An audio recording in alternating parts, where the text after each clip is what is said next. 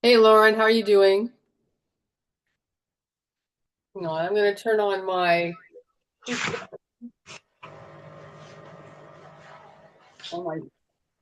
camera. Hmm, there we go. All right, I'm having to get into practice with recording with my camera also, work out the bugs, Hmm. and that means I have to time this. Thought that I had this set, so I know.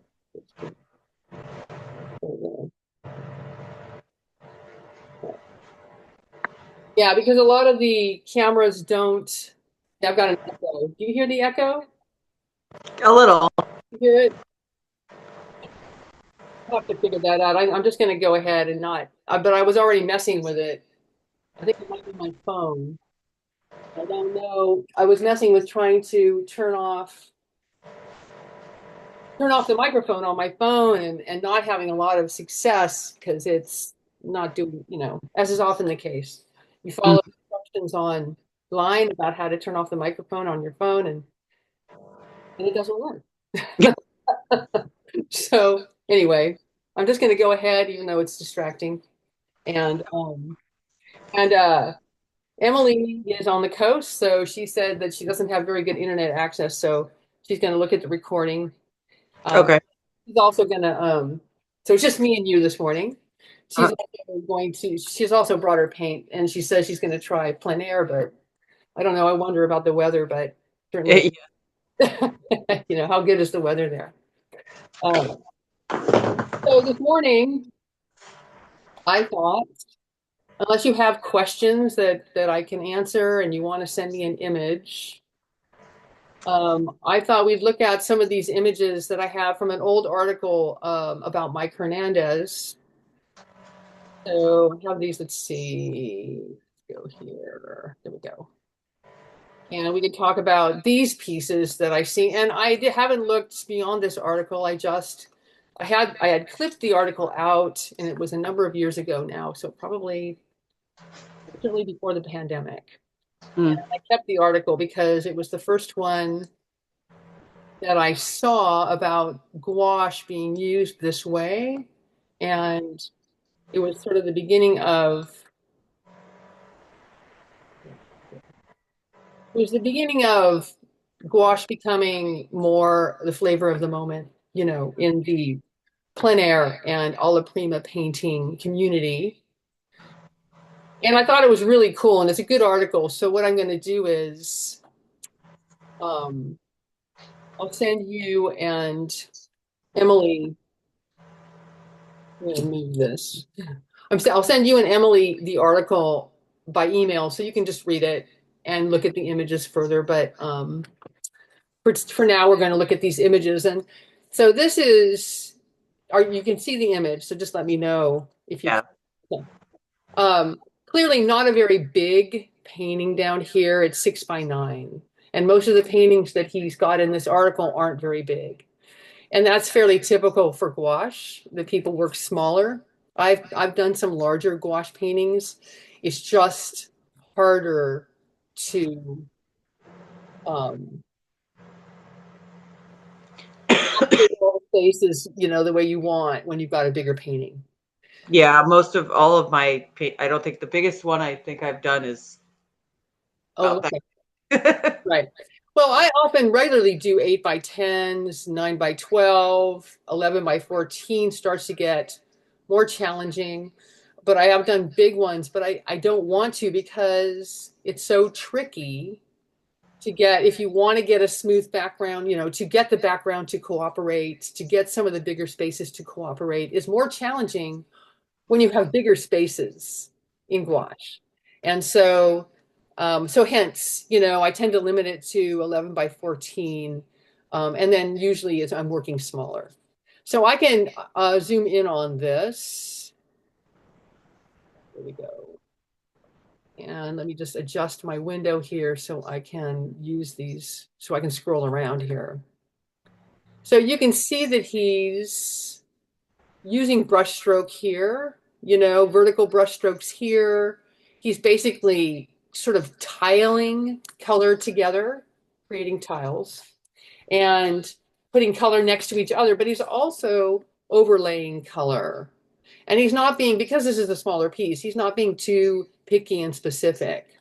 And kind of, he's working kind of chunky. So I'm pretty sure that he's using, in some of these areas, you know, a flat brush. But given this small size of the piece, it might not be a very big flat brush. So you can even see color variation in here, down here in the dark. You can see his brush strokes as he's laying in color variations. And let me move this thing over, scroll up. I always get annoyed at this zoom toolbar because it always drops down into what I'm trying to point out. So even in this dark area, it's not a flat color. He's got violet and red and greens and other violets in here and blues. So he's got variations going on in here. And laying probably over, he probably put in a dark gray, warm gray in here, and then he started to create those variations. There we go. And it is an interesting article. One of the things I like about this article the best is that he talks about, as an artist, you know, he was working at Industrial Light and Magic or something like that, one of those animation places doing backgrounds. And, you know, talks about how when he's doing that, he has to produce a certain thing. But when he's out painting, he can experiment. But he also talks about how he pushes his boundary. And when he pushes his boundary, he's taking risks and often failing at what he's trying to do, or casting about, right? Failing or flailing, right? And I find that a lot of people who watch demonstrations, you know, watch videos, or they go to see demonstrations that are live, they expect the artist to work in a sequential, step-by-step, very clean manner and achieve a predictable result. And usually it's not really that way, including in a demonstration, unless the demonstration has been rehearsed. So there's always a tightrope act to some extent. You're always solving problems, even if you're demonstrating. And that's actually normal and not the sign of somebody who doesn't know what they're doing. I think people mistake that. They think, oh, well, they don't know what they're doing if they're not working in this very predictable, you know, manner, and coming out with a very predictable outcome that is a good outcome and not a failure, so to speak. But that's actually not the way it works. So this is also a smaller piece. Where's the thing that says how big it is? I think it's it's up. I think up it was here. Okay, 6x6, so small. And again, you can see where he's put down a dark up here with the trees, and then he painted in with the light to create these, you know, these holes and this. He came in on top of that. And here he had a darker color, you can see just at the edge. And then he's come in to lighten it with these chunky strokes like this. So it looks to me here as though he's using a flat that might be narrower based on his brush stroke. And then sometimes a larger flat based on this kind of brush stroke here. But you can see him lightening areas, making color adjustments. And again, he's got his values very clear. He put in this dark, and then he's put in this green, this orange here. And even in the water and in the foreground, he's not being too specific. And he's got some dry brush going on. So I've talked about dry brush, right? A little bit drier brush. He's skating over the surface here and creating this stipple effect. And here too. So just by virtue of having a drier brush, he's creating a stipple effect that's useful. It creates a halftone. Let's see, page 3. So this is a 5-page article that's pretty interesting. Wait a minute. There was another image here, wasn't there? There. So this is bigger, 11 by 14. He would be using bigger brushes because he's got visible brush strokes here. You can actually see here, for instance. So if he's painting on an 11 by 14, he's using a bigger flat brush to create these bigger brush strokes on a piece that size. It's kind of hard to look at this size. Move this up. Come on. So I can scroll. So I would say, I'm looking at this, 11. I don't even use my ruler here. I'm going to say that this is maybe a little bit big. Let's see, a little bigger than in real life. So say 11, let me move it there. Whoops. And then over here. This is horizontal. Yeah, so it's horizontal. So the 11 inches is the long measurement. So this is maybe close to the actual size. This is actually the close to, not exactly 11 inches long. So this is close to what the painting looks like in real life. And so that gives you an idea of the size of brushes that he's using, at least on my monitor. I'm just looking at it on my monitor. If you're looking at it on your phone, then I can't help you, right? So on my monitor, this is close to 11 wide, and it shows me he's using something that's at least a half an inch, Mm. you know, maybe 3/4. Not as big as my 1 inch. Not as big as my 1 inch, but 3/4 inch brush. So for a bigger painting, bigger brushes help you cover the surface more quickly. And then some dry brush up here. Again, he's working over this paint, so dry brush. You can see how loosely he's working, and this piece is bigger, so he's not getting wrapped up into the fine bits and details. So in order to access my other, I have to move stuff around. All right. This is a really nice piece. Yeah, that's really nice. 9 by 12. So again, not quite as big as 11 by 14. Is that another one 11 by 14? Is that what it was? I thought it was. So, Sorry. Swiss cheese for brains. Let's look. My memory isn't the greatest these days. I'm anything but, where are you? I'm anything but, I'm looking for the size information. There we are. 11 by 14. Okay, so this isn't quite as big. This is actually bigger.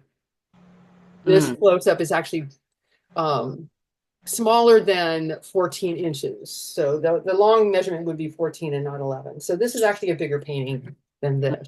So that tells you that he's actually using a brush like my 1 inch. oh, Okay, to make these big strokes. And that's actually pretty ambitious to work that big, like we were talking about, right? All right, so page 3. This is 9 by 12, so not quite as big as the other, but 12 inches long. So right now on my monitor, looks like it's about 6 inches. So it's or 7, a little bit more than 6. So it's almost twice as big. Let's do that. This might show it about actual size on my monitor. And I'm kind of assuming if you have a laptop, you have something similar. yeah. So he's using not as big of a brush on this piece. But you can see where, like we talked about, softening edges in here. So he's probably put down vertical strokes like you can actually see here. And then he has used some water to soften in areas and spread out some of that. But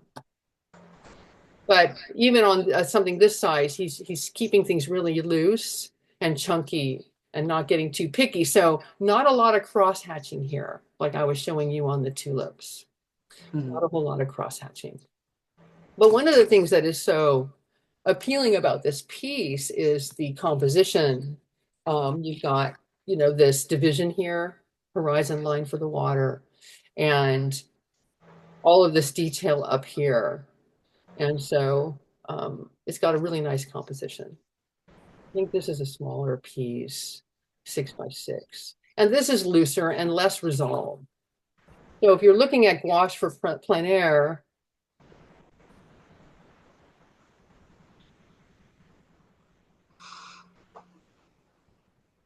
so this is maybe a little bit bigger than the actual piece. I've got it maybe at about 7 inches. And so you can see how loose he's left this, how loose the cars are here. So he maybe ran out of time. Maybe the light started to change on him. Um, you know, but what's nice is all of these variations in color in the stonework. And he's got his value pattern creating the interest, these darks, all these darks in the shadow area. It's creating the architectural interest. So if you squint at this and at any of the others, the light and dark pattern holds together. Yeah.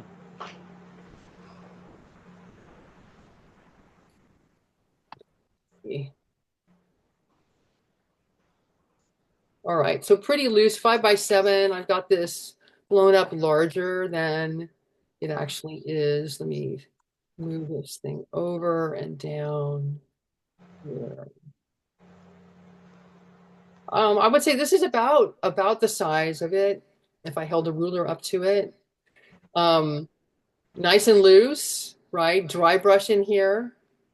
So you can see how much you can get done without getting into the noodly cross hatching, especially when you're talking about something plein air like this and you're working really fast. Look at his vertical strokes here in the sky. That's interesting. But again, his dark light pattern holds together. Let's go down here. So I've had people tell me that other instructors, not me, say, oh, well, if your value pattern is strong enough, then you can put any colors that you want into the painting. And at the time I thought, but it's actually, I think that that actually is true. If you have a strong enough value pattern, a strong enough dark and light division that's holding together when you squint at the painting, then you can insert all these color variations as long as they don't break up the pattern. So he's got violets in here and blues. And then, of course, in the water, he's got a blue-green. So that's definitely the case here. And you can see how interesting his brushstrokes are. He's got them going all different directions. And I think that it's probably fun for him to paint. 11 by 14, this is big, again, bigger. 14 inches, you know, over a foot. So this is a bigger piece. So he's using bigger brushes on this piece. Let's see. How big are you? There, that's about 8 or 9. And that's about 3.5. So that's close, like 12 inches. So it's bigger than this. So he's using bigger brushes on this piece. Here you can see his brush strokes. There, big chunky brush strokes. So at least a 1-inch brush, flat or bright on this piece.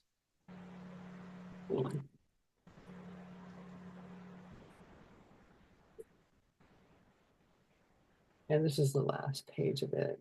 This is a nice piece too. Really appealing. Look at with the blue greens and the warms on the cliffs down here. Let's see. This is 6 by 6, so not very big. So I'm making it probably a little bit bigger on my laptop than it is. Maybe I got it, you know.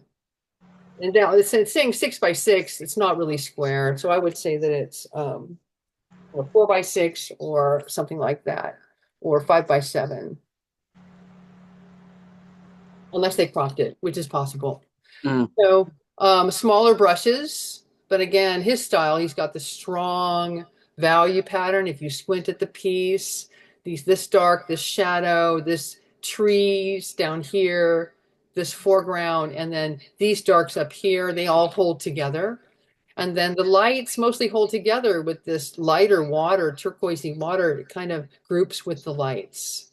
Mhm. And then everything else is warms and cools and intense and neutral contrast.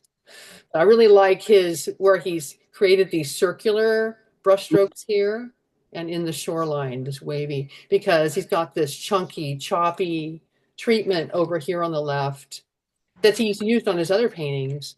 And then in contrast, he's got this circular strokes that really create the movement, which is really nice. So nice piece. Yeah. But I think it shows you, like I'm showing you some ways to be detailed. And this shows you how little detail he's using. So even in the small pieces and in the bigger pieces too. All right, so we'll stop the share here. Let me see. Get out of this. Moving stuff around. Okay, where did my... There we are. Sorry, sometimes I don't know what I'm doing on Zoom, so I never know what I'm doing on this. I'm like, which button do I push? All right, and my phone has picked out what's happening with my phone. Let me see. So I have the phone on. This is right here, the palette. It's supposed to be the palette. And let me see if I can get it to, what the heck? Why is it not? So let me see if I can go to, don't know why that happened. Go back here, see if I can because then you can see my palette when I zoom in to work, which might not be, okay. Here we are, yay, we're back. I don't know why that kicked off. Disturbing, yet another disturbing mystery regarding Zoom and my phone that I haven't figured out yet. But having you attend my class and make me figure it out is very valuable. Okay, so I'm going to switch over to my SLR camera. There we are. Yay. Oh, there you are. I need this big. Okay. And I have both of my lights on because it's a dim day.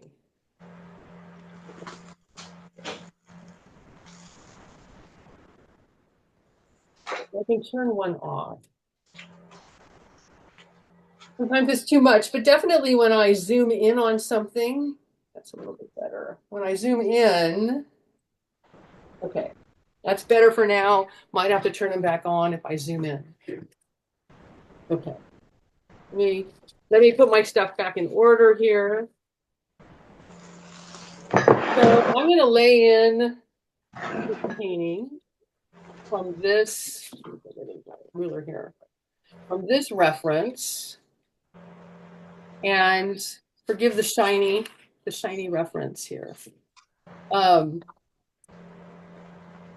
which I transferred. Which I think it was Lauren, no, it was Emily who pointed out that it was a complex image to transfer, which I agree. When I got into transferring, I was like, okay, there's a lot of stuff here. But before I do transfer, hang on, let me just adjust this phone to, so you can actually look at, you have your choice of where you want to look. Before I do that, I'm going to clear some space on my palette. And I haven't washed my palette off because I'm cheap. And I only wash off my palette if I got dust and cat hair on it, dog hair, if it's been sitting for a long time. And there's a little bit of debris on here. And the debris gets into your paint. and will create problems like hair and dirt and crud on your painting. It's not a terrible thing, but maybe you want to not encourage it. So one way that I can clear off my palette, and if I have dried paint, which this was dried paint, is I can take it over to my kitchen sink or any sink, and I can run cool water over it, and I can use my hand to agitate these areas and get rid of the puddles that I had, the piles of paint that I had, and some of the more intrepid paint that doesn't crumble. For instance, for number crumbles, and this Windsor green crumbled, and the Perling colors crumbled, but the phthalo blue, the Mm. ultramarine blue, the cadmiums, and the white are more solid. So they will wash off the surface and they will stay in place. And then you'll have to lay out more paint probably, but you'll still have some of these piles left, and then you'll wash off all this stuff. But another way that I can work is by I'm dipping a paper towel into my water bucket, and I'm just going to make myself some space here using a paper towel so that I can mix light colors if I want to here. I can clean off my white, which has this blue from the background of the tulip painting on it. So I can kind of wipe that off, and I'll have a fresher white, but I'll still probably have to lay out some white here. And I'm going to clean off my ultramarine blue, which I also used. I have white on it, and maybe that's not what I want. And I might have to lay out some new also. And I can do this as I go. I don't have to make all the decisions right now. I can, when I come to mix a color, I can go, oh, I really need more space, and clear off another area with a paper towel. So this is something, a couple different ways of doing this. And then I'm going to lay out a little bit more paint.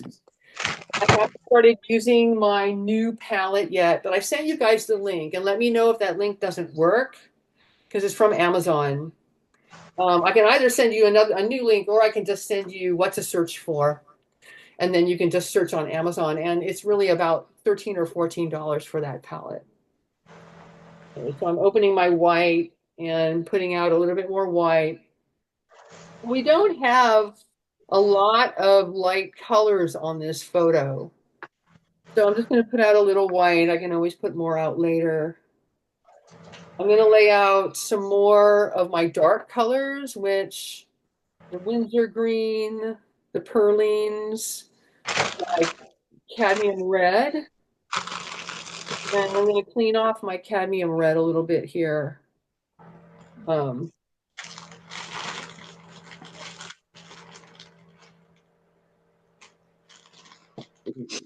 okay. So I have cadmium orange, and I feel like I have enough of that at the moment.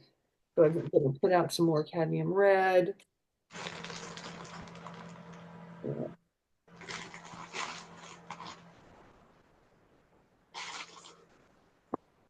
And I'm going to put out both purlines because mine are really crumbly. And also we have a lot of darks here. So we'll probably be using more of these darks. What were there's Perline maroon and perline. I also have perline violet. where They're is, both really useful colors. oh, I think I got, wait, I think I got Windsor Violet. Winter violet's also good. That's a dioxazine violet. I'm going to put more of that out also. So here's a perline violet. You should be able to see, well, I'm looking at this sample chart we did on the first day. So that shows you how some of the things compare. I think I had perline maroon on the list. So if you bought Yeah, everything on the list, you should have it. yeah, I have Yeah. the maroon. And then the perling violet is also really useful. Okay, there goes my timer. So I'm going to reset I'm going to reset my cord.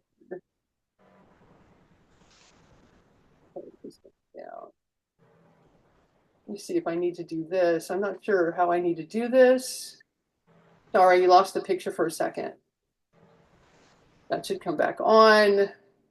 I'm setting my record button. Where is it? Sorry.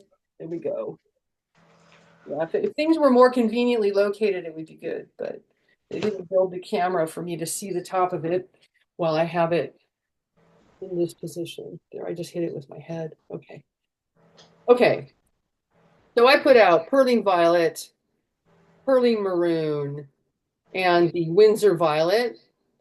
So if you want another, so dark colors are really valuable because they allow you to mix these darks. Um, and they come out of the tube dark. So you need that. You need to have an arsenal of darks. And so I do recommend that you pick up the Perling Violet also next Yep. time you're going to buy some art supplies. It's not an emergency though, so I just didn't want to make you guys buy too many, have to buy too many tubes. It's already onerous enough, I think, to buy a palette of paint, you know. Okay. It's expensive. Okay, and then I'm going to put out some Windsor Violet. And I intentionally left all of this here because I'm going to be using darks. So I have an area I can still mix among my dried piles, my dried puddles from the tulip painting. I can reuse all of that and re-wet this and just mix right into it. Okay, so I'm looking at my um, transfer design, and my pen kept cutting out here. So some of this looks like it wasn't transferred, but I did go ahead and just use the pen to make the transfer. It just didn't write on all of these areas. So here's my transferred design here, and I'm going to actually take this thing off because it's awkward. There we go. So there's my transfer design. I'm not sure if my camera can capture it, but you can vaguely see it. Yeah. Okay. But it's dark enough for me because I can see it better than you can on camera. Mm. And Oh. we're going to do a lay in like we did with the tulips. Now, there are different ways to lay in a painting. And one way that's actually really common for gouache because people will use, I have seen tutorials on Facebook where people have used gouache in a way where it's, you know, opaque area against, you know, opaque color against opaque color, kind of in a poster style of painting. And I think that they might go about laying it in where they mix the color and they just paint it like a paint by number painting. I don't know if you ever did that. That was really popular when I was a young person, paint by numbers. Mm. But we're going to do it a different way because the problem with, let me set my timer again. Sorry about this. I'm trying to get the habit established here. Let's do this. Okay. The problem with laying in a painting in a paint by number way, such as, you know, I look at my photo and I go, oh, look at these, all these red areas. I'm going to mix a red and then I'm going to paint in all the red areas in isolated, you know, isolated shapes, right?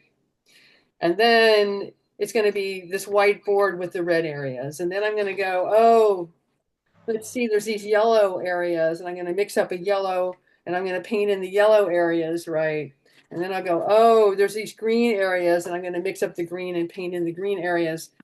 So doing it like that, the problem with that is that you can't, it's hard to judge color when you're judging it against the white of the board or the white of the canvas or the white of the panel, whatever you're painting on.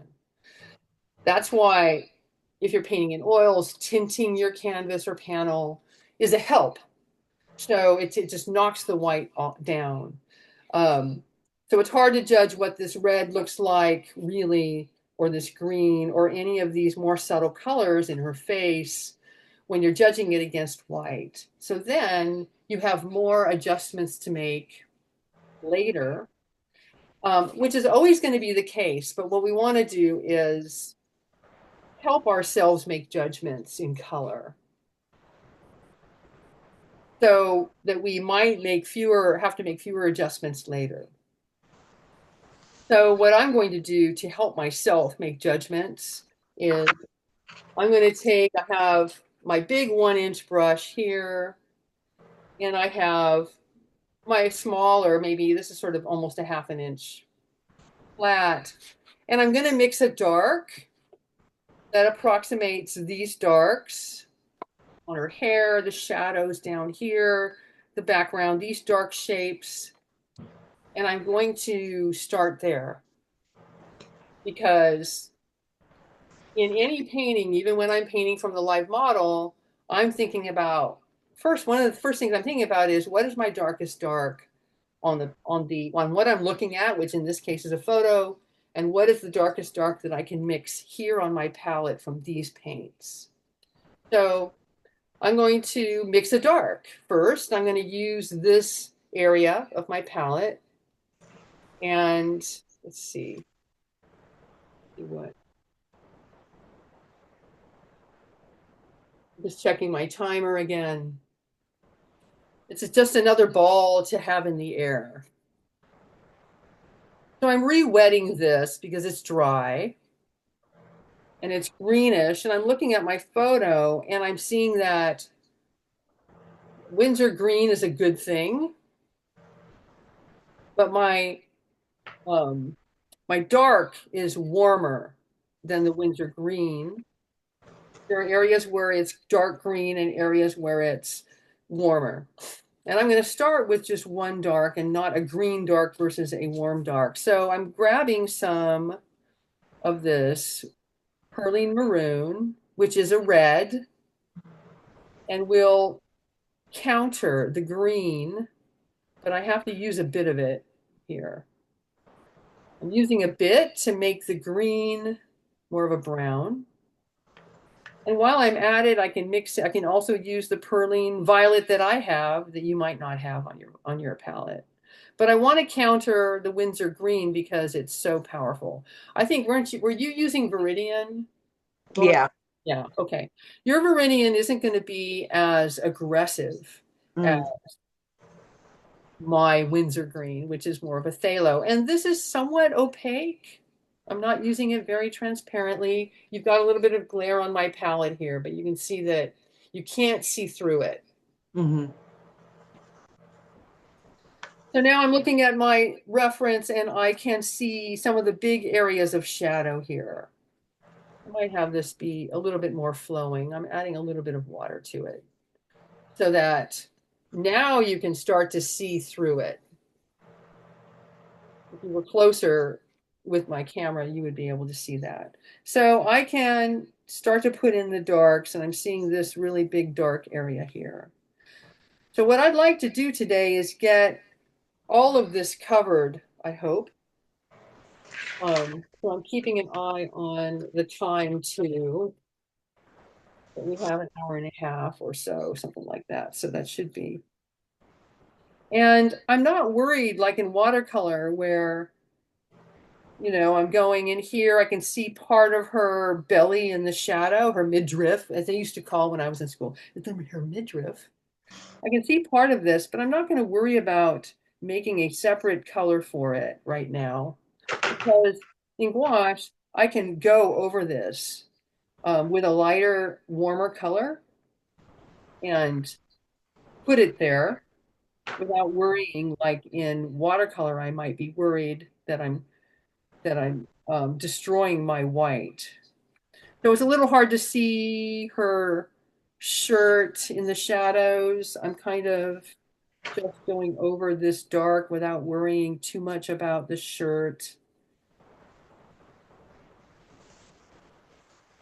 There's a shadow here on her shirt. And sometimes I'll draw in, I'll go, okay, well, here's her shirt. And then this is in shadow.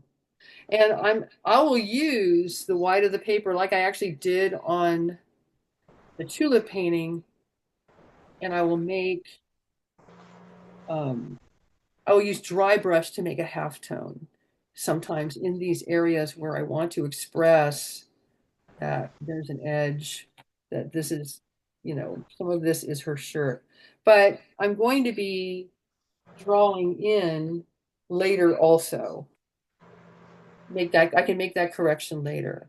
So I'm taking a little bit of a dry brush and I'm going, this is on her shirt, a little bit lighter, more transparent, just to help myself here, there, and here,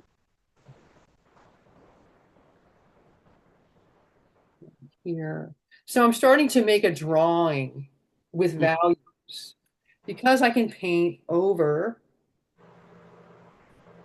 with red on her shirt later. So I'm still putting in shadows that I'm seeing on my reference. And then I'm going, okay, here's her shirt. And her shirt has a pattern, but I'm not worrying about that very much right now.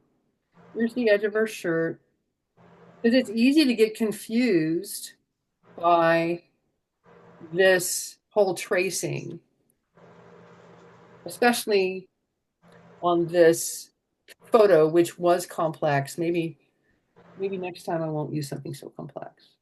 I'm going to go ahead and put this dark in back here. And I am going around the leaf pattern right now. And actually, I'm going to make this darker. So I'm picking up more paint and I'm going to make it a darker value. So the first thing I'm doing is putting in dark shapes. I can use a little dry brush to create a gray, like there. This rounded shape, I don't even know what that is. It's just in the background. I can decide to take stuff out. So if I get to a point where this light shape is a problem, and I look at my painting and I go, I, as the viewer, wonder what the heck that is. If I get to that point, then I can just take this shape out. I have that, I have that power. I can make that decision, and it's gouache and not watercolor. So I haven't made any decisions that are permanent and going to mess me up. So I'm going to come over here and I'm putting in some of the dark shapes on her shirt again with some dry brush right here.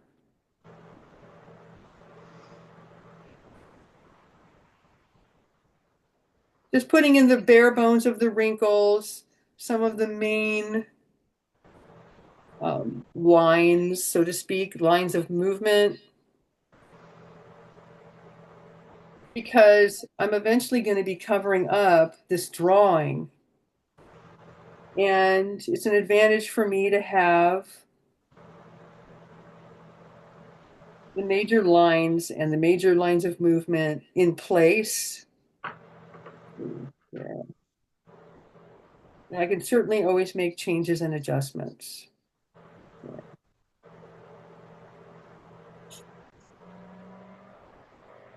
Now, here around her face, she has her dark hair, and I'm going to put this in under her chin. There's a shadow area under her chin. And the shadow areas down here in the lower part of her face. I'm putting them in sort of as a half tone.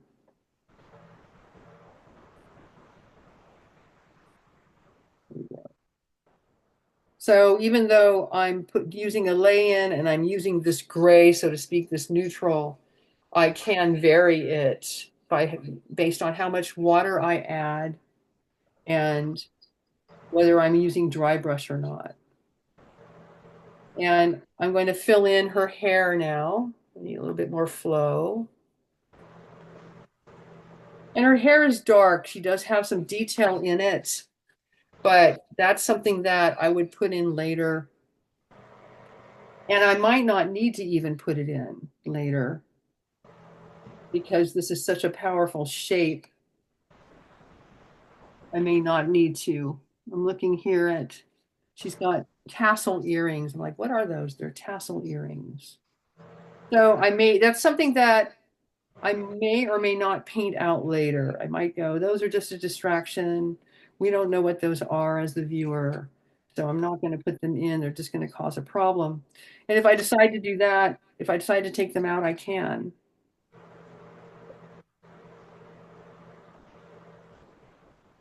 So she's got hair tendrils coming over her forehead, and I'm just going to sort of indicate that a little bit. Might have to mix up some more paint.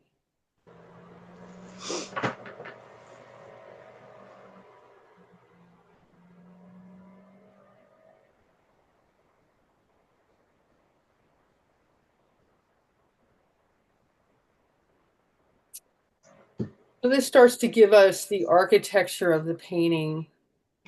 I'm mixing up some more paint here. I didn't mix up enough.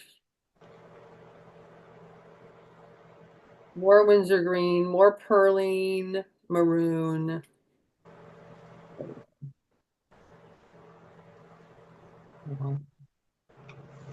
It's more brushable.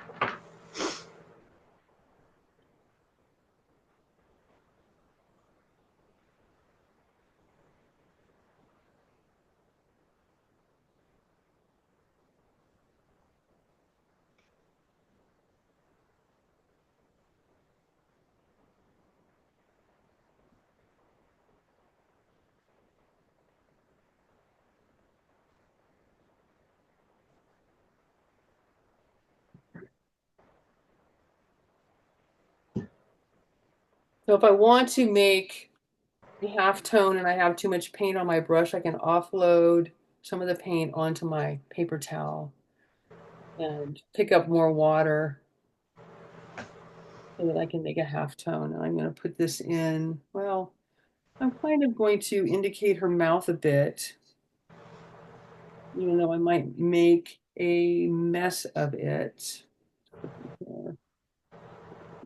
Like this, this, like that. And her nose a bit. And I'm using the corner of my brush, so things are not going to be really exact or perfect. Just an indication here. But I'm going to be coming in and laying in the color. And so if I get very detailed at this point, then I'm going to be destroying all that detail. And so it's a wasted effort to add more detail right now. I'm just putting in an indication. Here, I'm just looking at her tassel earrings again. Here.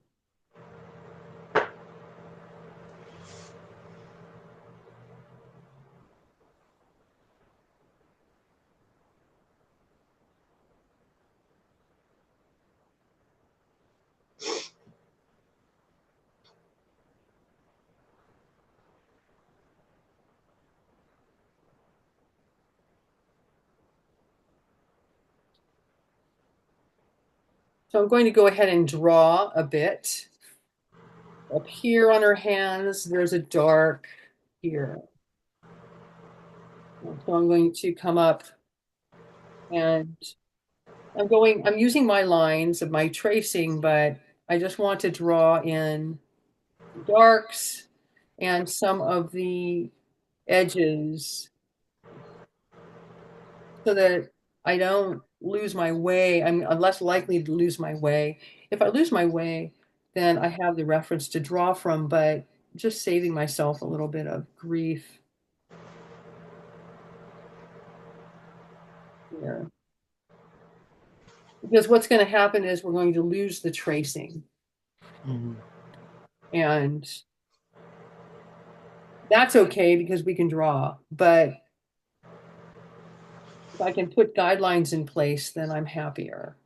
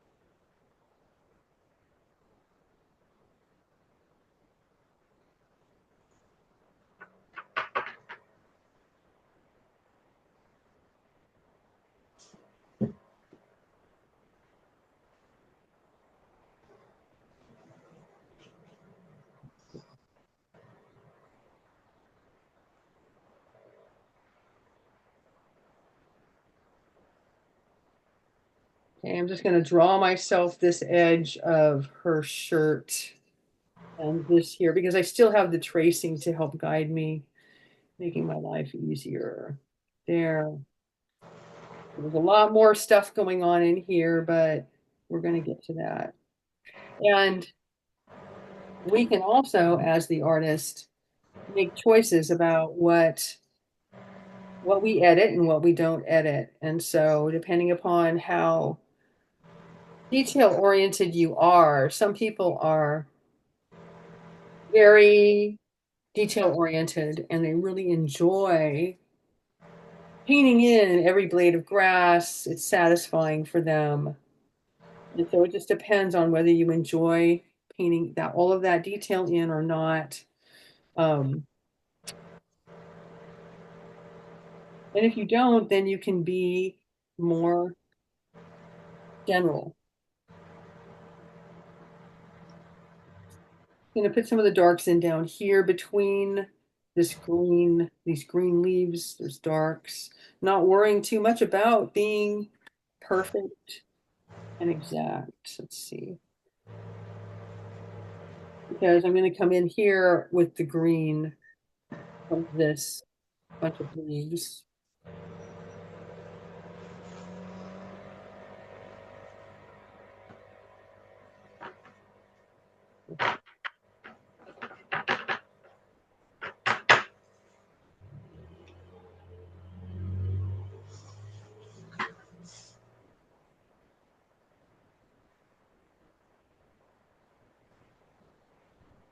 So just checking on my time for this recording. I'm just putting some of these darks in on this leaf up here, but it's just not that big of a deal.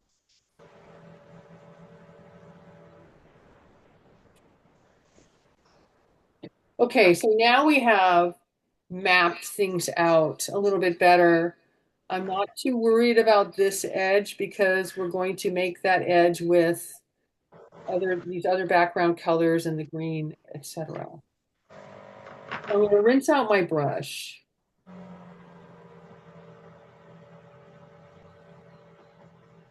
This gives me a little bit of something to compare to this dark. And I can always put another layer over this dark if I want to, depending upon how I feel about it later, because mine has some transparent areas.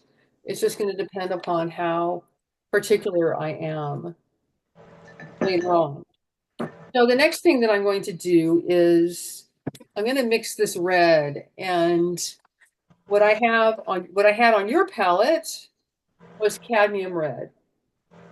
And this is a darker red than this cadmium. So there are a couple choices here. One thing you can do, and this is one reason why I suggested that you make two copies of a reference photo.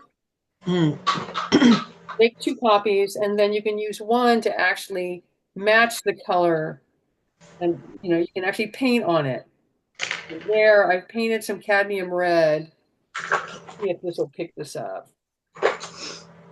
Doesn't really. My camera probably can't see the difference between the cadmium red and the red in the photo. But the cadmium red is lighter and it's more orange. Mm-hmm. So there are two ways to go about this. One way is to sweat it, so to speak, and um, go get another tube of paint that will give you this red. Okay. But a painting doesn't have to be exactly like the photo. And it depends upon the color and where it's placed in the reference and how important it is that it be exactly like the reference. So we can use cadmium red instead and not worry about it. Or one thing I can do is I've got some alizarin crimson here. I didn't have that on your list. And but it's a mainstream color, so it's a color you might want to pick up along with the perling violet because it provides a red that is toward, it mixes a better violet. So it's a dark red, it's transparent. I can mix it with this cadmium red. It mixes well. Alizarin? Alizarin crimson, yeah. And it does make a red that's closer to this. Did you have that, Lauren? Did you have alizarin? Okay. No, So I was writing it down. What about the maroon, the pearly I maroon? think the pearly maroon is going to be too dark. Okay. Okay. So what we're going to do, but this is one way to get the red closer, or you can also buy another tube of red that is probably like Windsor red is probably close to this. But I'm not going to sweat it. What I'm going to do, I'm rinsing my brush out and I'm going to use cadmium. Mm. All right. So I'm going to lay in cadmium red in these areas and I can make it transparent, even though cadmium is a more opaque tube color. So what, did I have you get magenta? Is that what I had you get? Acronone. Quinacridone magenta. Let's try that. I don't know how that's going to mix. It might make it too dull, but let's play around with it. Ah, I lost my paints. Oh. Okay. Find your paints. Pour They out the quinacridone. All right. I'm just trying this out, you know. It makes a red that's closer to this. So if you mix quinacridone with the cadmium red, it makes a red that's closer to the red in the photo. The cadmium is so orange, Mm-hmm. and the quinacridone brings it more to a balanced red like on the color wheel. So I would recommend that right here. I've got it. That's And it's nice. still quite intense.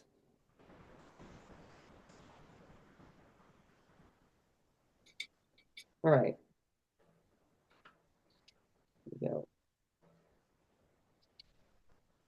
So now I can take this and I've got it a little bit transparent. Uh-oh, there goes my timer again. Okay, I'm going to reset the video. Sorry about this. Okay. It's that off, I think. Now on and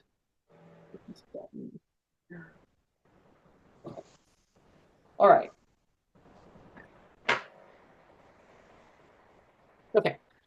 So I'm taking this and I've got it a little bit transparent, adding a little bit more water so that it flows a little better. There we go. I want it to be transparent because it's quite intense. There's a lot of intensity in this mixture. And I'm going to use it over these dry brush areas Mm. so that the dark will come through because I'm still in the lay-in phase, right? I'm just trying to get things quickly placed. See how that works. So you can see if I'm using it transparently, that Mm-hmm. it shows through. It's a little pinker because I'm using it transparently. It's pinker than this red, but I can remedy that later if I want to. And there are other colors here in the stripes, but I'm not going to sweat it too much. Just going to put the indication in here, and then I can come in later and deal with that kind of detail. But those aren't the important, that's not the important thing. I can put in another coat. So if I look at it, it's already starting to dry, and I'm going, gosh, that's awfully pink. So what if I pick up a little bit more opacity? The pink is from the magenta. Mm-hmm. I'm picking up a little bit more opacity, and I'm just dropping it in here to these light areas because they're too pink. Okay, stripes. And I am avoiding the areas where the stripes are because it'll be hard. I'm going to have to use to mix up an opaque yellow, put this yellow in. It will be a challenge to paint over areas with this yellow, but there's going to be cases where we have to do it, and so I'm not going to worry about it too much.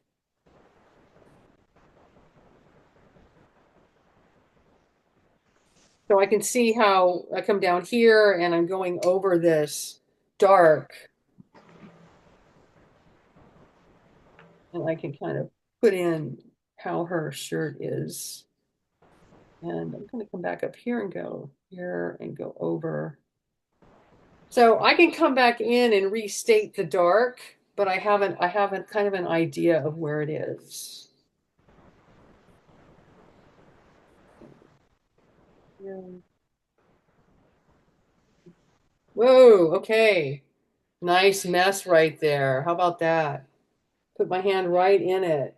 All right, clean up, clean up.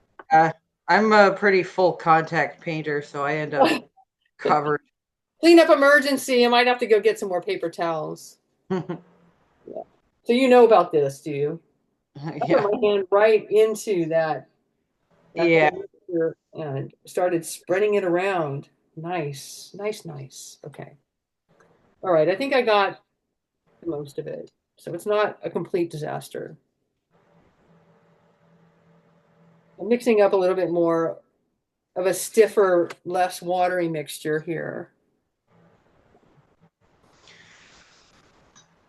Are you, as you're painting, are you react? Because mine is reactivating the darks. Is that, I'm, am well, I? first of all, I use a dry brush, so I don't have a ton of paint in these areas.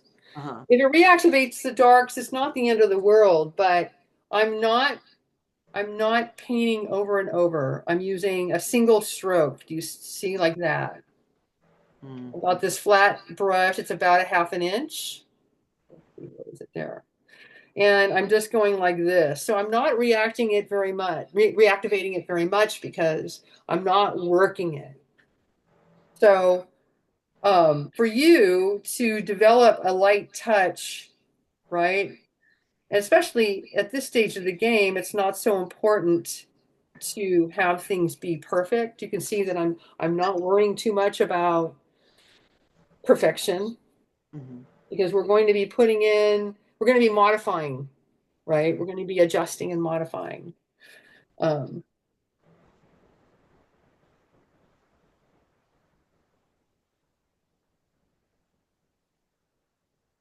so can you see how I'm putting this in pretty gingerly, so to speak? I'm not Hmm. working it very much and brushing and brushing and brushing. Yeah, I think I have too much water. But that could be part of it too. So if you have it too watery, too transparent, Hmm. then it will reactivate more. And that's something that's going to come with practice. It's like watercolor. How much water you have on your brush is important, you know. Um, and you're going to develop a feel for it. It's like cooking, right? That's like one of my top, the banes of my painting existence is how much water with to use with gouache. Including including with watercolor, right? When I you mean, yeah, I haven't really done any much oh, water. okay. I've only usually ever painted with gouache. Oh, okay. Well, you're ahead of the game then.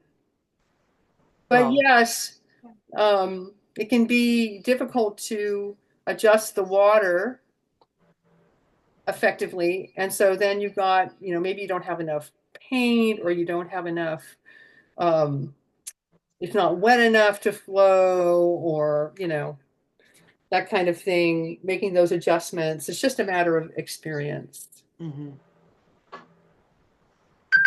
Oh, Was that you? oh, yeah, my husband's calling me. Oh, he's calling you. Well, if you need to answer it, you just let me know. Sorry, honey, you interrupted my class.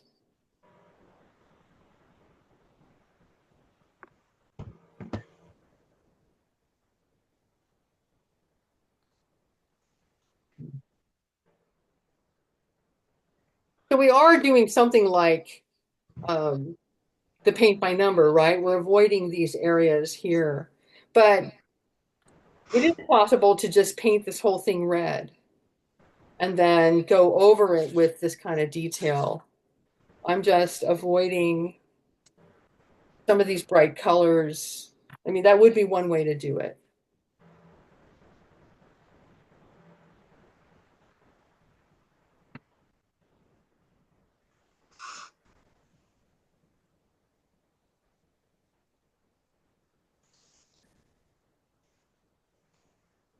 In fact, what I'm gonna do is this. I'm gonna paint this sleeve. I'm just gonna paint over the whole thing like this. Part of this I'm gonna paint over the whole thing, and part of it I'm not going to, like that. So the shirt is red.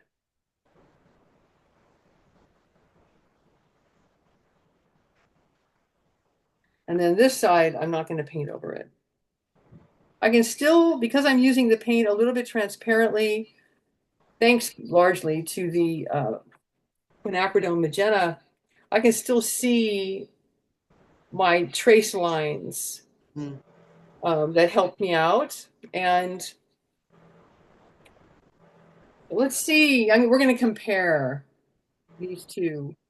All right. So red shirt, shirt with stripes, left, you know. I think what's probably going to happen is the red will show through these striped colors a little and it will unify this side, and that this side's going to be less unified. The other thing is that if you paint the whole thing red, then you can just suggest these colors, the stripes, rather than painting them slavishly. Um, Hmm. that's always going to make a more appealing, I think, a more appealing, um, looser painting. Okay, so I'm currently done with the red, and I'm going to move on to her flesh tone. So flesh tone here, here, here, and here.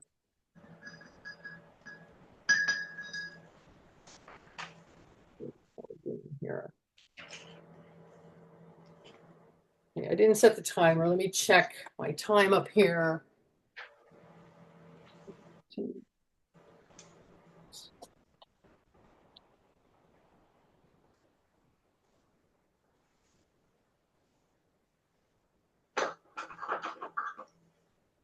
So her flesh tone is a dark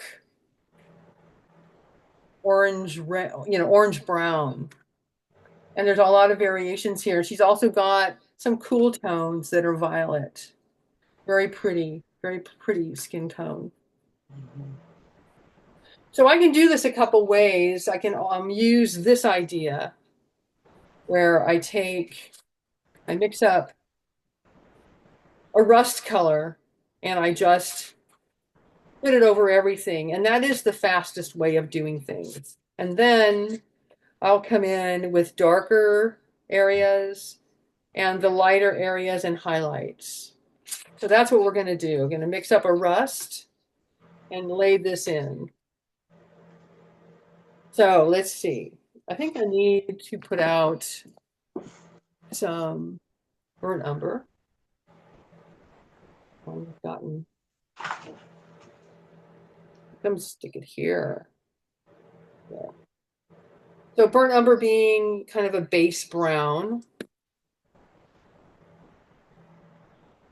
And I've got these oranges in here. I'm just going to use them.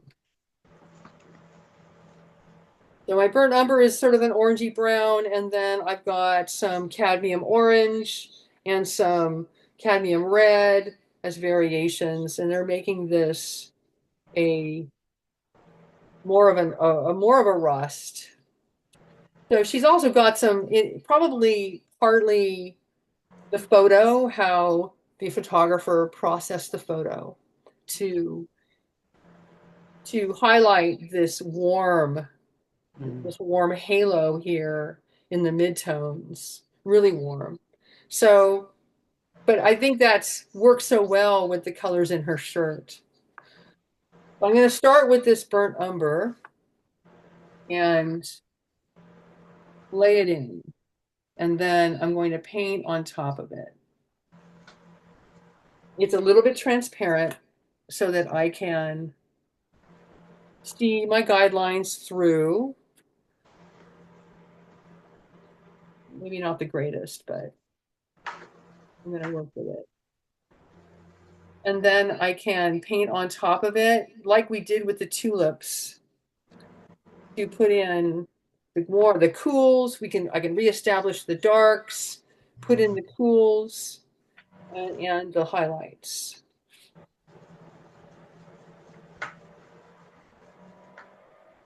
So a lot of times, sorry, still painting. A lot of times I'll put something down in a lay-in and I'm painting this burnt umber over this dark and start to indicate the rest of her torso over here. A lot of times I'll put something in a lay-in and then I'll go, oh, I want to make decisions about color based on this. I'm going to add some of these hotter reds just to give myself that color here so that I can make choices based on it. So I'm picking up this cadmium orange with some cadmium red, making a darker orange essentially. And then I'm going to put it where I see it on these edges here. Like that. Close enough. Close enough for government work right now. And I am using my flat brush and just going like this. Mine was way too dark. Whew. Yeah, and this looks really red to the camera.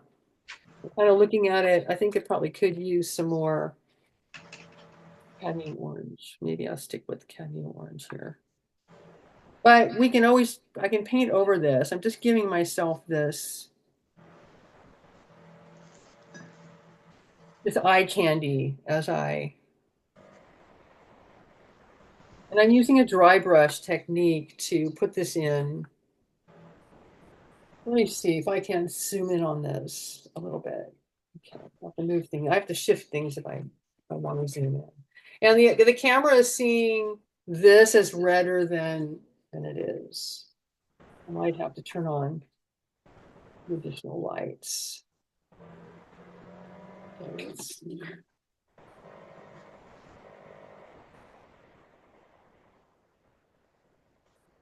Too much stuff.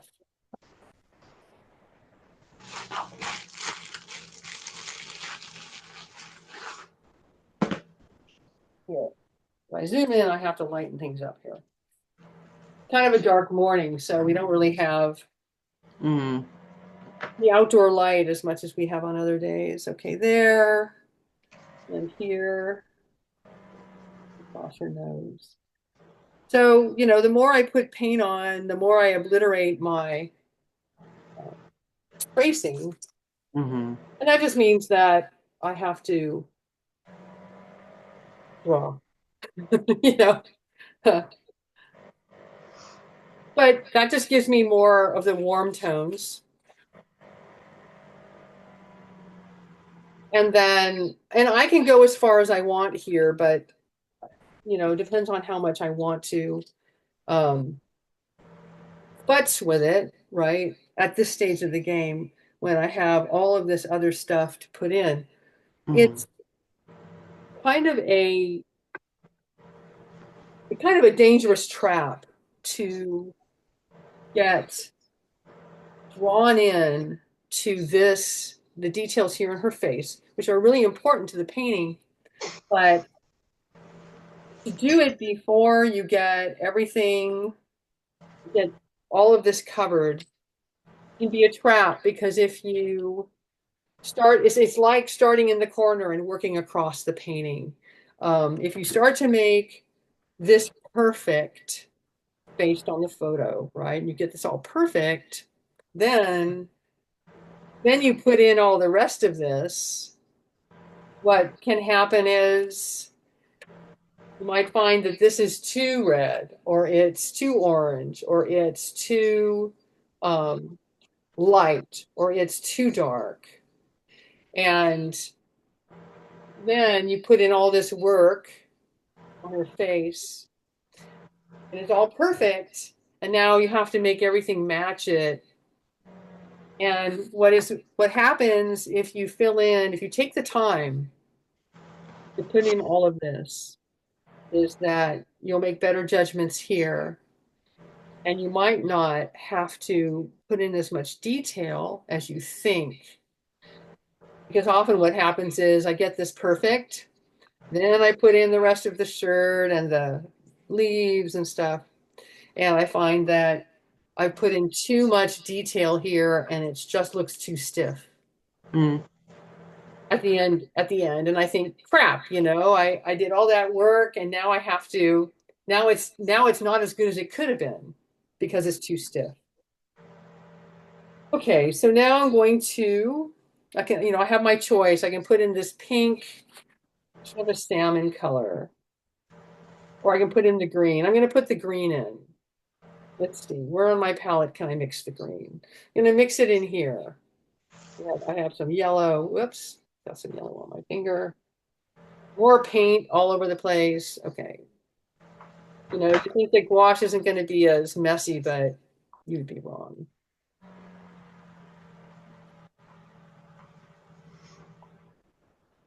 So probably we've got about another 40 minutes, and I think they will probably just get stuff laid in, and then maybe we can mess with a few things, a little bit of detail on a few things before we end class. So I'm going to put in this green. It's kind of a, again, like the red, I'm just going to come close, but your Viridian and my Windsor green are good candidates for mixing a vibrant green along with the cadmium yellow light. So I'm using, look at that, woo, really, really makes it really intense here, see?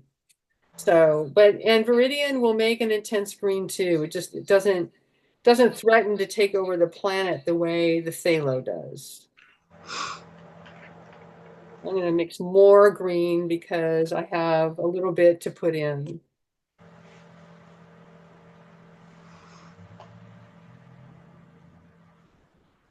You're doing green and sorry, what?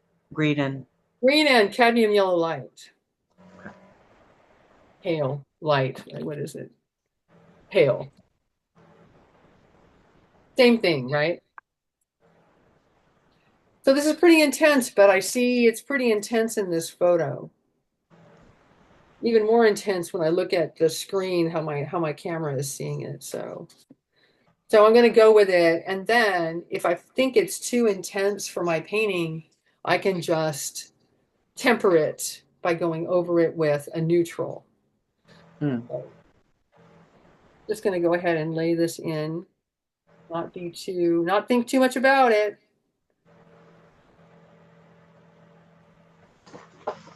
So if I get it a little bit wrong and I think, oh, it needs to be more yellow, or oh, it needs to be darker or more neutral, I can just make the adjustments by putting a glaze over it, so to speak, um, and adjust it. So I'm going to go ahead down to the corner and do the same thing. That's why it's not too much of a worry, and it's really great. I mean, I really enjoy how I can make adjustments in gouache and watercolor. I did it in school and I did it when I was a kid, obviously, like most of us, we painted with watercolor. Um, but when I was in school, it was so rigorous. The expectations were so rigorous that it just felt too uptight to me. And I just enjoyed painting with gouache so much more. So I have watercolors, but I just don't pick them up because I enjoy being able to layer and, glaze and muck around all I want and make mistakes and then um, save my painting, make mistakes and then rescue my painting. So,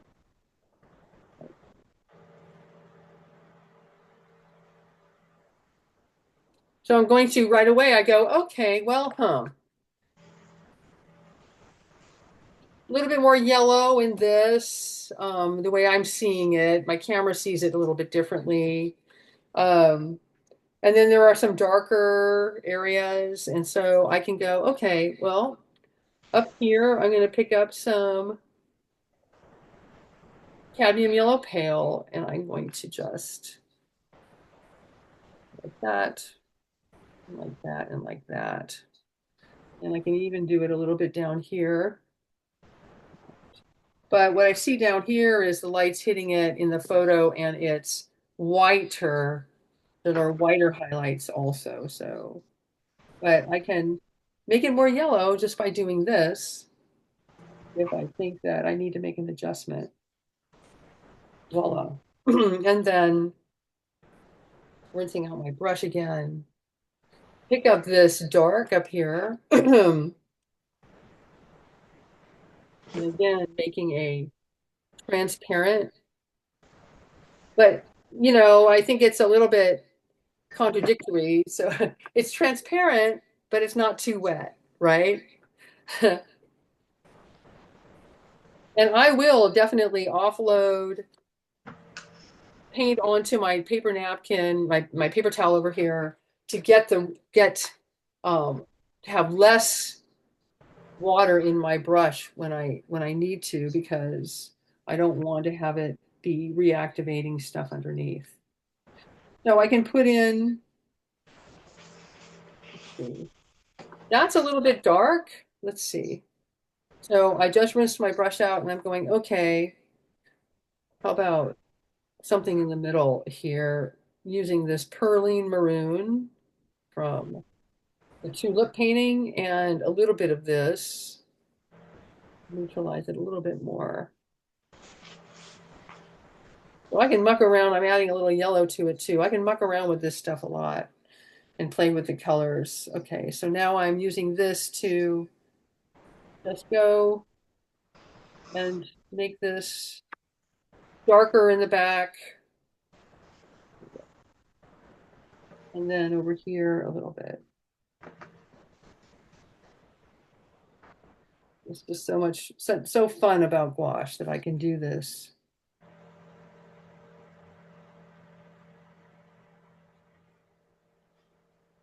So we can do the same idea on this shirt when we get back to the shirt.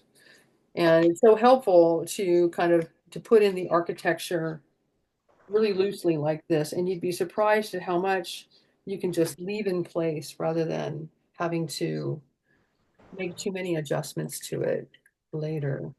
It just gives the piece that looseness and that spark. Excuse me. Hopefully I don't get a tickle in my throat and have to go choke over and have to excuse myself and choke in the other room. Put the shadow in. All right, I'm going to put this little bit of blue in here for her blue jeans. Usually ultramarine blue with some, but slightly neutralized, not completely intense. I can just bring some of this. That looks good enough. Let's see, move this up so you can see what I'm doing here. Okay. So there was a little bit of white left here, and I've mixed in the ultramarine blue and a little bit of this dark, which is a neutral. And I can just, because the blue compositionally, this bit of blue just counters a lot of the oranges, the hot colors. So it's really a nice little foil. And now I'm going to make this salmon. It goes here, goes here, goes here, and it goes here. And then I'm going to, before I do that, I'm going to grab some of this. I got this transparent bit here that I've been using. I used the edge of my palette to make this transparent thing. And I'm going to just darken here. This is where that white object is in the photo. We don't really know what it is. And we can do whatever we want later on. We can paint it out, a little bit more. If it's a problem, we just paint it out or something. There we go. Okay. Sometimes it's not a problem. Sometimes you don't know what it is, but you have all this stuff going on in the background, but the main focus is here. And so nobody asks the question about what that mound is back there. All right, so now I'm going to make a salmon color that approximates this color in the background.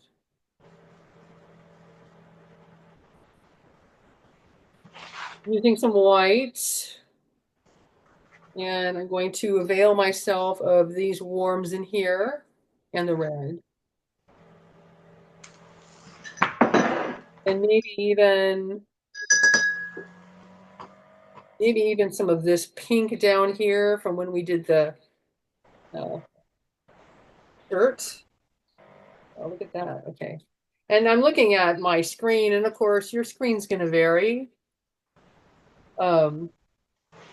Whether, like this looks pinker, it has to do probably, there's all kinds of translation going on in my camera and then on your screen. So I'm just looking at my laptop, and this looks pinker than what I actually have here.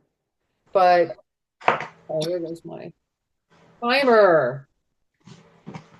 Time flies when you're having fun. There. I should learn to just do this by feel. The wrong button. There we go. Okay. All right, so let's see. Set my timer. Thank you for your patience.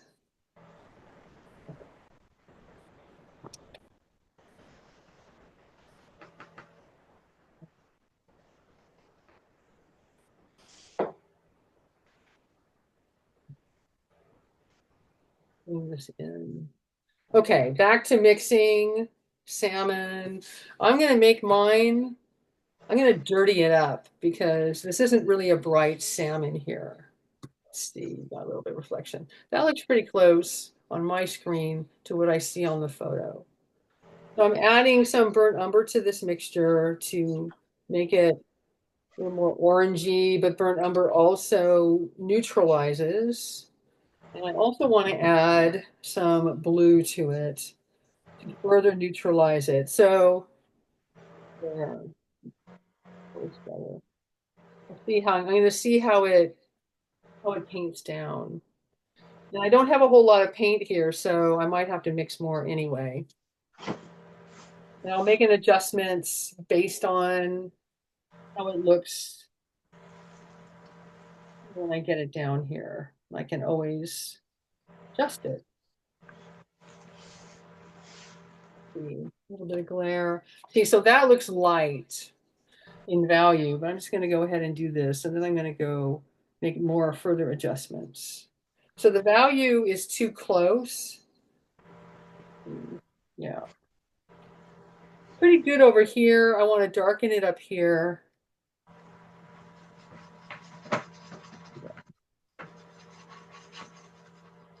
Letting it dry and see.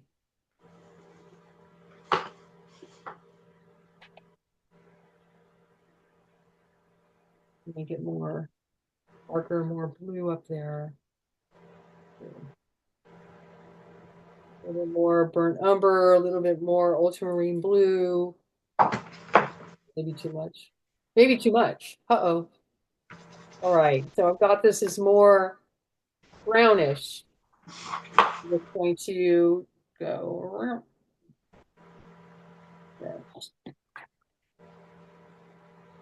So that's closer. And that looks good enough to me. Let's see, maybe a little bit here. Okay.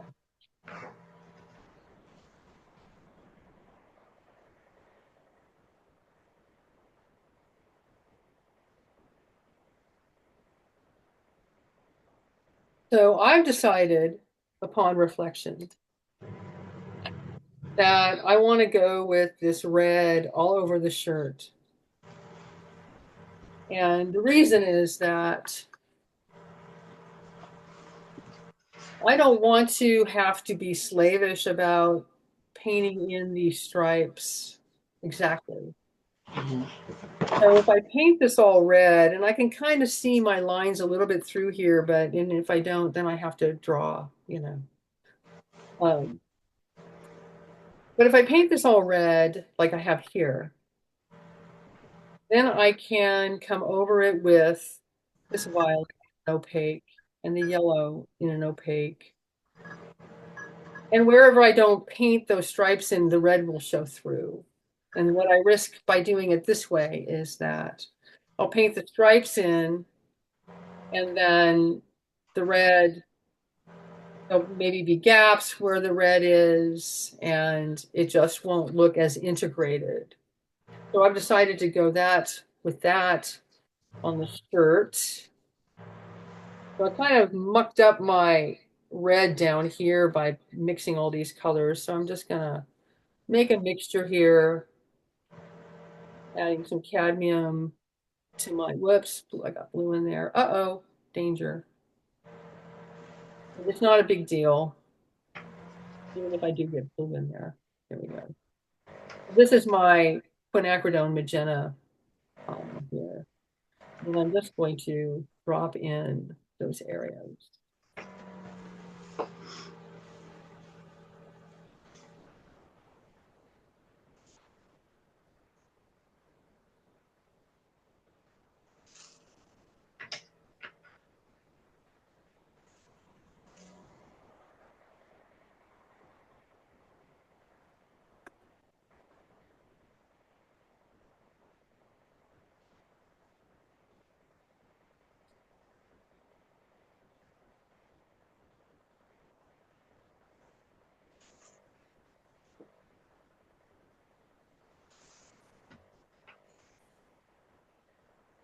You might be able to see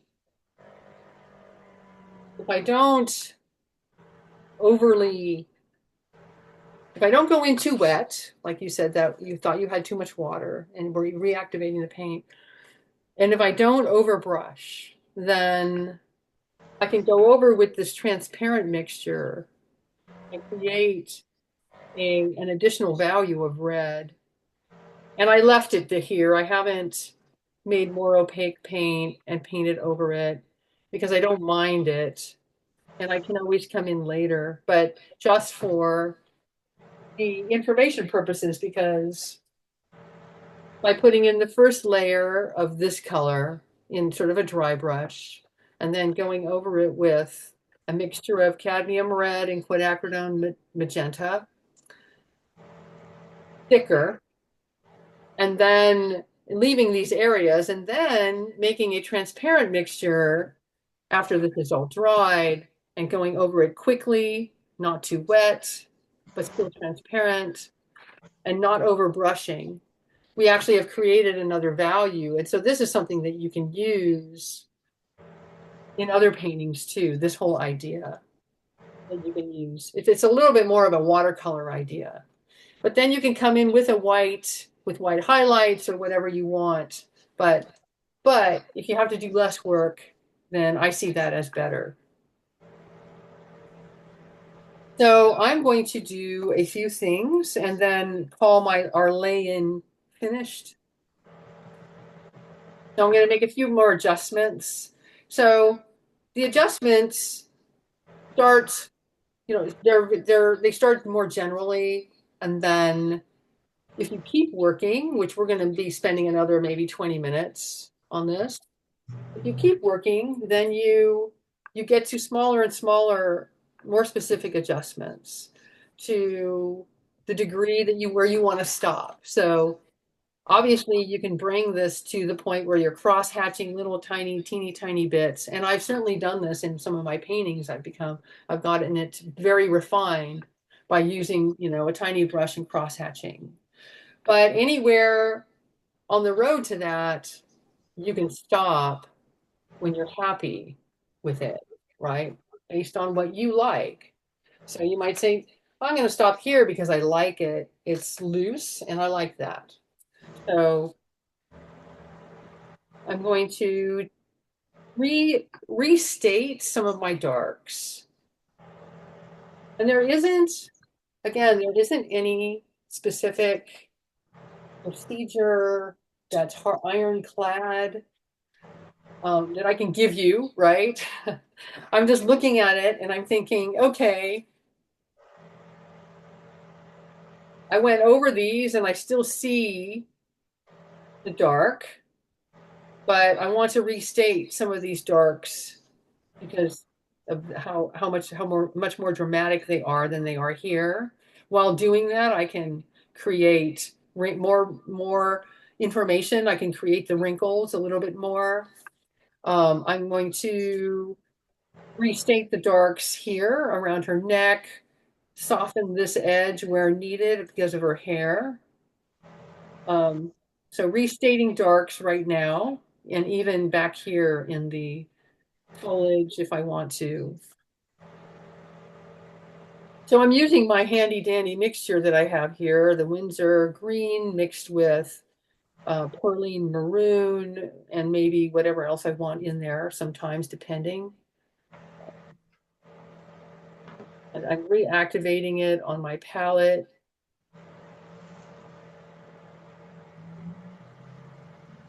Making my mental plan here. And sometimes, I've added water and it's a little soupy in here. So I keep moving into the dry area to try to get it an area that is not as wet. And as you know, I'm using the edge of my palette to sometimes to create a transparent. So this is pretty thick here and stiff. And there are a lot of times then I'll have this brush full of paint from making a mixture or reactivating this area. And then I'll wash my brush out, which I'm doing now, because I want to control what's on my brush. So if I have this brush full of paint, it might be more than I want to put down. It might make harder, darker marks. what I want to do is gradate some areas. I want to have some halftone, and I'd rather control it. So here, so showing you, I've got this brush full, and I'm going, how much paint do I have in here? Oh, not too much, but I'd kind of like it to be more transparent. So I'm just dipping a tiny bit of water onto my brush, coming into this wetter area. Okay, so I'm going to draw a little bit back into here. I'm looking at this arm. I'm sorry about the glare on this. Start up here. There. Some violets in here, which I can put in later.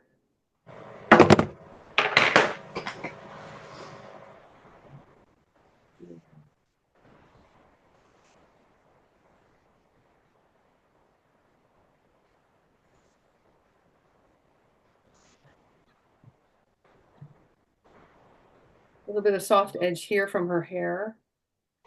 And then, you know, I see this, there's the striping going on here. I'm starting to draw more. I'm going, okay, it doesn't have to be exact. Wrinkles, you can do a lot of interpretation with wrinkled fabric. So you don't have to have it be exact. You just need to have the spirit of the wrinkles.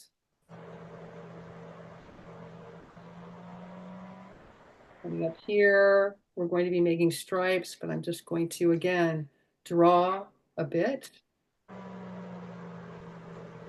And now I'm coming down where it gets dark here and blends into the background.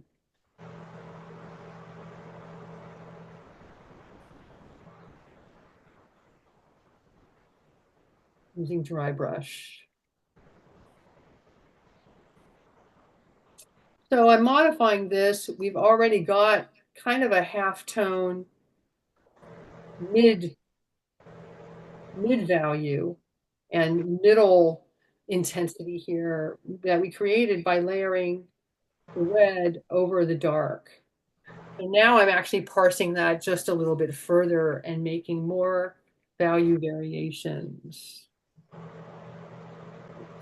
Here.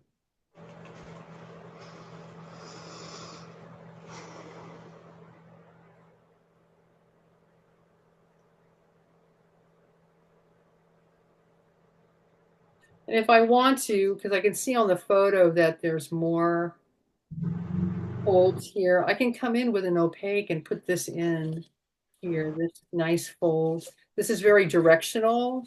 And so I can come in and I can put that back in if I want to later.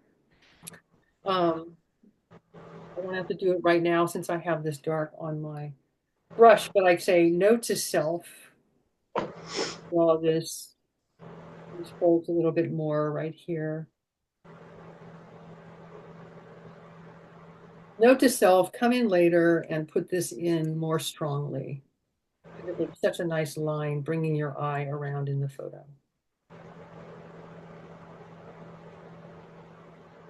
Here.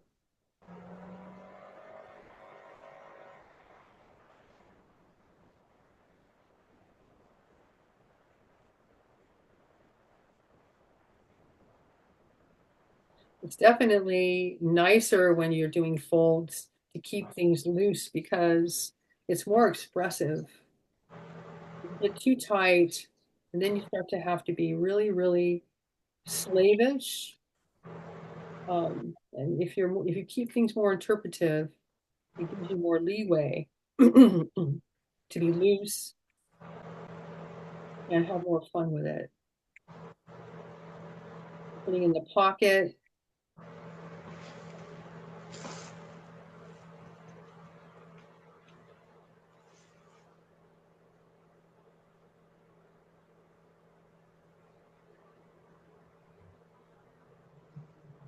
Restating this dark here. So yeah, I'm putting in, restating some of the structure too.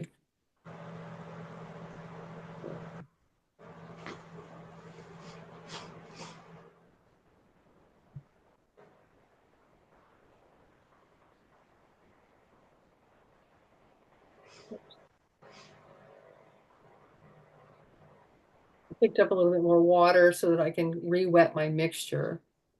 and have flow because things are getting dry.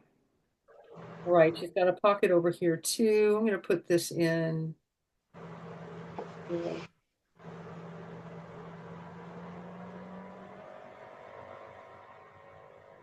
More water. The dry paint, when I re-wet a pile or a puddle of paint that's been dry, the dry paint really does suck up water. It really does suck up moisture. So I just have to go by feel without really much to add.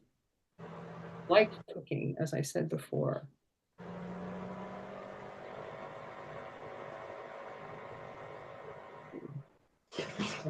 Where am I? Yeah. Second pocket. And it goes without saying that, if I get something wrong, I can fix it.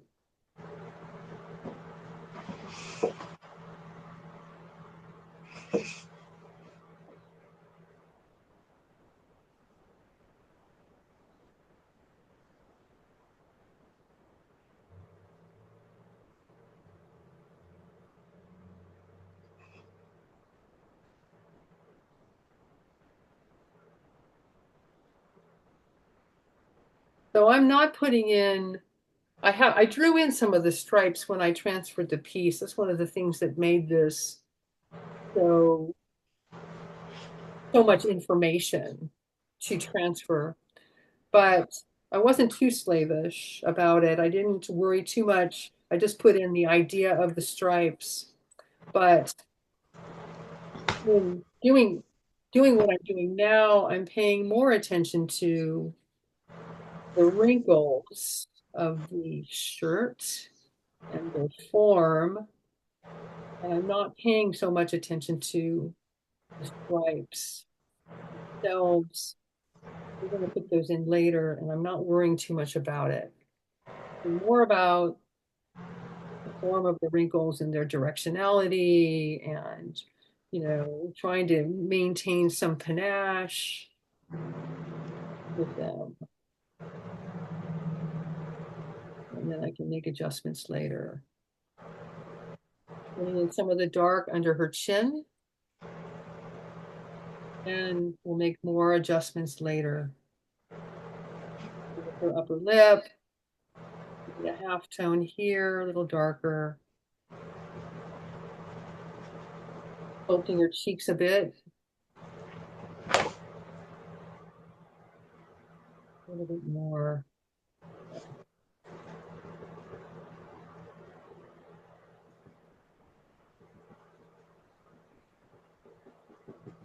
Going to come in and soften right around her eye along here.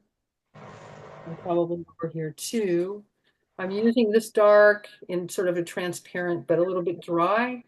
So I can dry brush, which I've been doing here also. Using a little bit of dry brush. So here and here to create half tone. The brows again are soft, sort of melt into the dark in this half tone here too. Not going to worry right now about her features because I'm going to take a smaller brush that I can be more detail oriented and less clunky. I'm going to put this in there.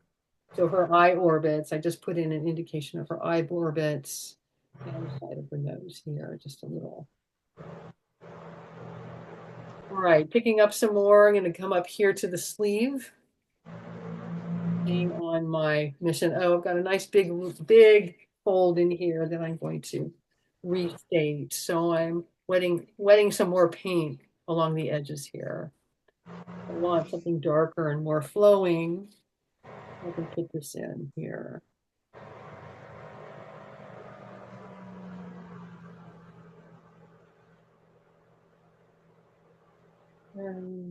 See. Some folds that are across.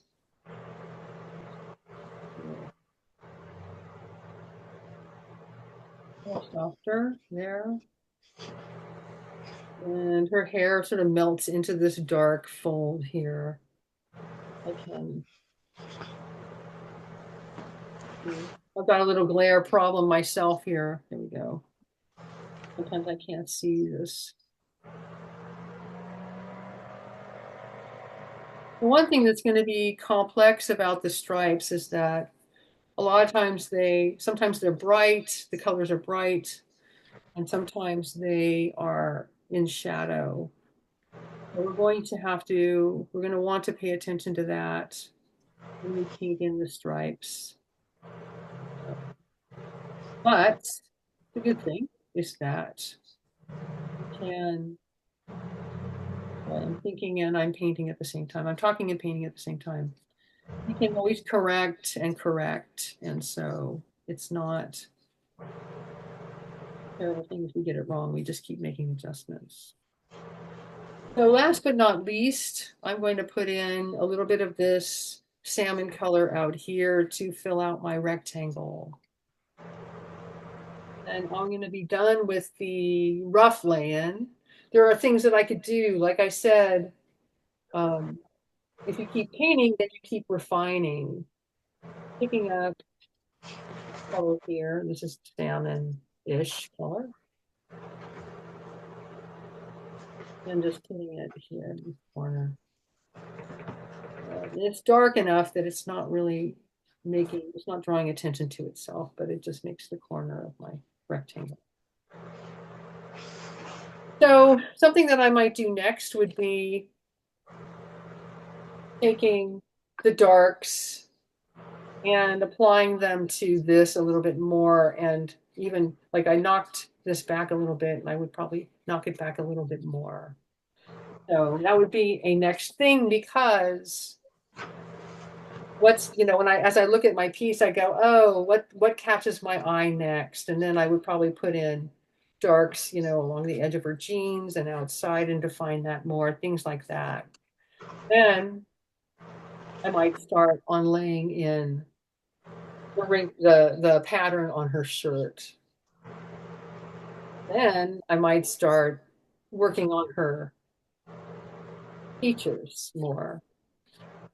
Then whatever catches my eye next would be what I do next. So, but this is a rough lay-in today.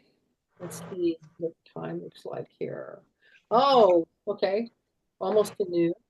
I don't know about you, Lauren, but we're doing 2 hours of Zoom. 3 hours of Zoom just seems like it would just be so long. So No, well, it goes by really fast. I do have a I have a tattoo appointment, so oh, okay. So you have a thing you got to go do. That's yeah, good. We're not going 3 hours. yeah. It's Maybe it goes. sometime in the future, but not today.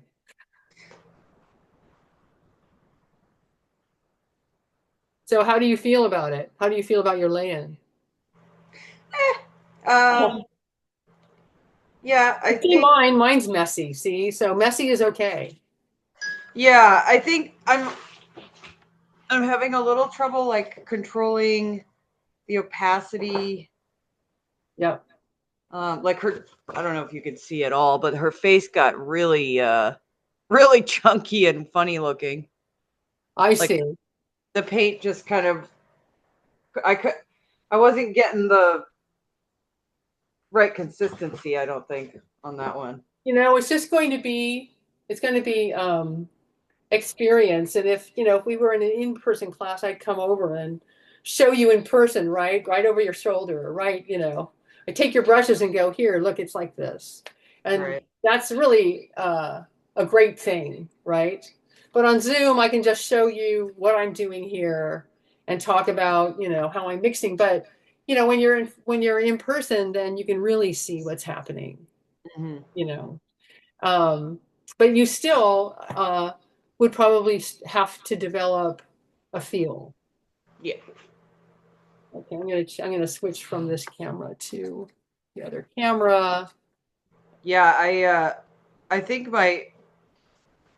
I'm my paintings in general are very detailed, and um I'm very, very, very hard on myself. So Uh-huh. what's happening is I paint and I get something I work on for months and I finally I'm, happy with it. And then by the time next time I want to paint, I've gotten my head that I don't know what I'm doing. And then, uh, because each one is kind of an experiment, but Yeah. then because I get scared, there's could be a year between paintings. And so then I have to Oh, re-experiment. okay. Yeah, you know, um, if it's a year between paintings, what happens is you get out of practice. Yeah. You get out of practice. I get out of practice if I take a year off between paintings. I get out of practice if I lose my edge is what happens. But I've been doing it long enough that it comes back. I know it's going to come back, right? So I just go, darn it, yeah, I'm a little rusty, and then I persist, and then it just it starts to come back. Yeah. But a year is a long time, and you lose your edge, you lose your feel, and you get out of practice. Mhm. So if you are able to be more, if you're able to stay with it more on a regular basis, even like once a month, that would Yeah. I mean, this class was definitely, I mean, I've wanted to take a class. I like, I didn't finish art school, but I loved art school. I like learning all of the colors and everything. But yeah, I kept thinking I'm gonna start painting. I got some stuff and I'm ready and no, I can't do it. So oh, then and it's too scary, right? I'm Yeah, gonna do the class. I'm gonna learn some basics. yeah, I like the color mixing. This has been really cool. good. That's Yeah, good. And I want to hear that feedback because I want to know what's working, what's effective, And of course, on Zoom, I'm limited, yeah, as compared to being in person. So I'm limited in what I can do when we've got the camera and all that. Um, but if you are able to make more regular practice, that's one thing, even if it's not very long. But I also recommend that you avail yourself of the free demonstrations and YouTube videos that are available. yeah. Uh, I've tried because this. I watched a few of those, and you have different people with different teaching who have different approaches, and they're Yeah, going to be have a different approach from mine. right. That's actually a good thing because you learn different things from what they emphasize is going to be different. And you are going to have people who do the, paint by number approach where they put in, all the reds and they put in all that, and and that'll be interesting. And there's going to be people who don't use a tiny brush and, all that. So you'll learn different things and different approaches from different people. And if they're free, especially, then you should avail yourself of that. Try it out. Try it Do you out. have any recommendations? Because the ones I've found have all been very um like, oh, just watch me paint, and Oh, no information. What colors are you using? So if you have any suggestions too, to just because that's always good for me to like, just okay, it doesn't matter. You're just practicing. Don't think too much about it. yeah, unfortunately, I don't because I just started to watch a few of them and they were talking while they were doing it. So one of them was a woman who was painting, showing how to blend two colors when they're wet, right? To create a more of a seamless blend, which is really tricky in gouache. And so she Yeah. was talking about it and demonstrating. Other ones, they just say, watch me paint, right? I'm painting a head and watch me paint. So I agree that, and I haven't really taken any classes online um, just to find out. It would be nice if I could do that, right? Just to find out how they're teaching, how other people are teaching, uh, and poach their techniques and stuff. But I haven't had the chance to do that really, so I unfortunately don't have a suggestion. Yeah, that's Yeah. fine.